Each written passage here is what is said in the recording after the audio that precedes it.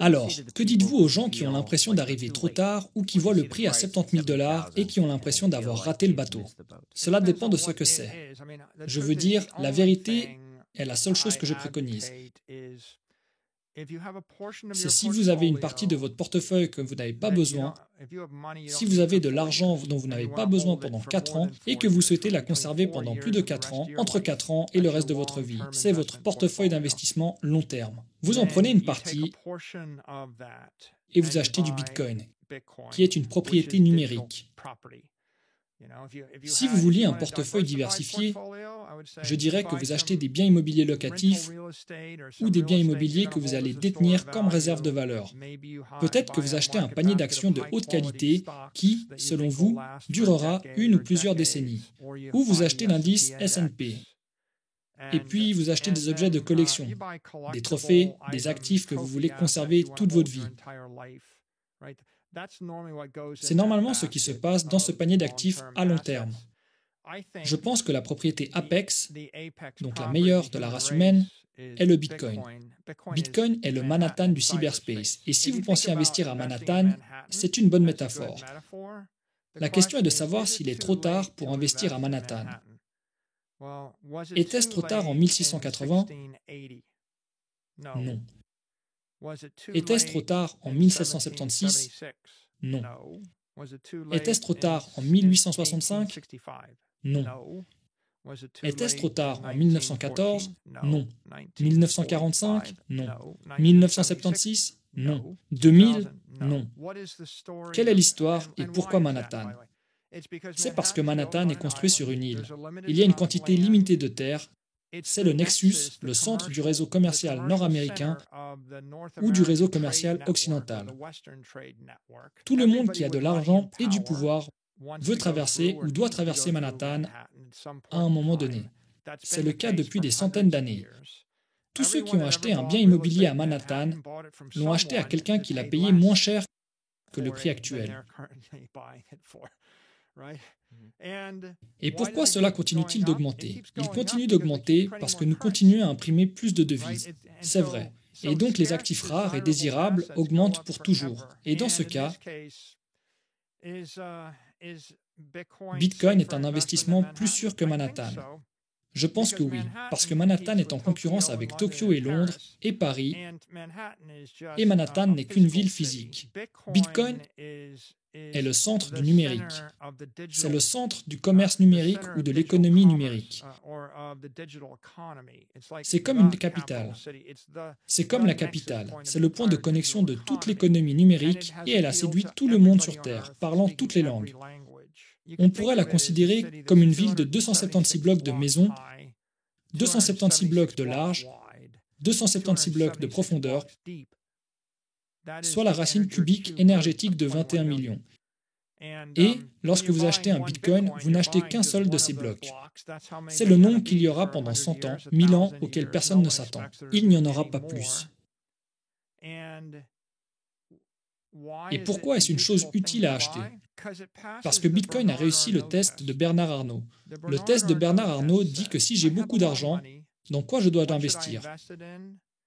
Je devrais probablement acheter quelque chose que quelqu'un de plus riche que moi, plus cultivé que moi, plus intelligent que moi, voudrait m'acheter dans 10 ans. Donc, vous regardez les choses que vous possédez dans votre portefeuille et que vous pensez que les gens intelligents voudront vous l'acheter. Les membres de la classe riche mondiale intelligente voudront. Si c'est un Picasso, probablement que oui. Si c'est 25 blocs de maisons au milieu de Miami Beach ou 25 blocs au milieu de Manhattan, probablement que oui. Si c'est la Magna Carta, probablement. Peut-être que c'est un trophée dans notre civilisation. Mais Bitcoin est l'actif financier le plus populaire et le plus connu au monde qui est un investissement. C'est vrai. Je veux dire, c'est le deuxième derrière le dollar. Je suppose qu'en tant que chose purement financière, tout le monde connaît le dollar. Mais la valeur du dollar n'augmente pas mesurée en dollars. Donc le dollar n'est qu'un actif d'investissement pour les gens dans des économies en hyperinflation. Si vous alliez demander à 10 000 familles riches comment êtes-vous devenu riche, Pas en achetant du dollar. Comment êtes-vous devenu riche? Pas en achetant de l'or.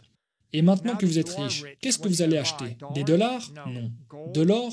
Non. Qu'est-ce que vous allez acheter? Une équipe de sport? Peut-être. Des peintures de Léonard de Vinci? Peut-être. Les actions des 7 mercenaires? Peut-être. Une propriété numérique? Bitcoin? Peut-être. La seule chose qui est sûre qu'ils diront, c'est une propriété que je possède. Que je possède des bâtiments et des propriétés à Londres, Paris, Tokyo, New York, San Francisco, LA, Miami. Ce sont eux qui possèdent les 1,5 hectares sur la plage de Palm Beach qui valent 250 millions de dollars en ce moment. C'est ce qu'ils achètent. Et pourquoi? Parce qu'ils savent que tous ceux qui ont de l'argent dans ce monde seront en concurrence pour leur acheter ça s'ils veulent le vendre, et parce que c'est rare et désirable en ce moment. L'actif financier parfait est quelque chose de rare, de désirable et portable, durable et maintenable. Et qu'est-ce que c'est? Bitcoin. Qu'est-ce que c'était au cours des 500 dernières années?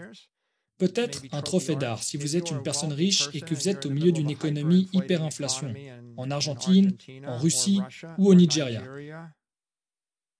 Que voulez-vous faire? Comment est-ce que vous allez sortir du pays avec? Tu ne peux pas prendre de l'or, tu ne peux pas prendre l'immeuble, tu ne peux pas prendre l'entreprise, tu ne peux pas prendre le terrain. Que peux-tu prendre? Tu vas enrouler ton Picasso et vous allez quitter le pays en avion? Comment compareriez-vous cela avec quelque chose comme un Bored Ape? Un Bored Ape, c'est de l'art. Ok, et donc, je ne suis pas un investisseur en art. Le problème est celui des millénals. Ils veulent probablement plus le Bored Ape plutôt que le Picasso. Quand vous achetez de l'art, il y a la question de la communauté et de la référence culturelle. Il y a très peu d'art japonais désirables qui ont de la valeur pour un Russe. Et il y a peu d'art chinois désirables pour un occidental. Il y a l'art moderne et bien sûr, des gens qui aiment l'art classique. Et bien sûr, des gens qui aiment l'art classique détestent l'art moderne. Mais les gens qui aiment l'art moderne ne veulent pas posséder d'art classique. Donc l'art, c'est un marché segmenté d'actifs et ce sont des objets de collection. Et ils sont tous intéressants, mais le fait est qu'il y en a des milliers de ces marchés. Si t'aimes ce genre de prédiction, j'ai publié récemment une vidéo de l'analyste Tour des Mystères qui réalise des projections de prix déjà en 2013 sur le Bitcoin. Tu peux cliquer ici pour regarder cette vidéo. Avant de partir sur une autre vidéo, n'oublie pas de laisser un petit commentaire au passage pour me donner ton avis et ton point de vue sur la vision de Michael Saylor sur le Bitcoin. C'était Swiss Crypto Quest, à la prochaine.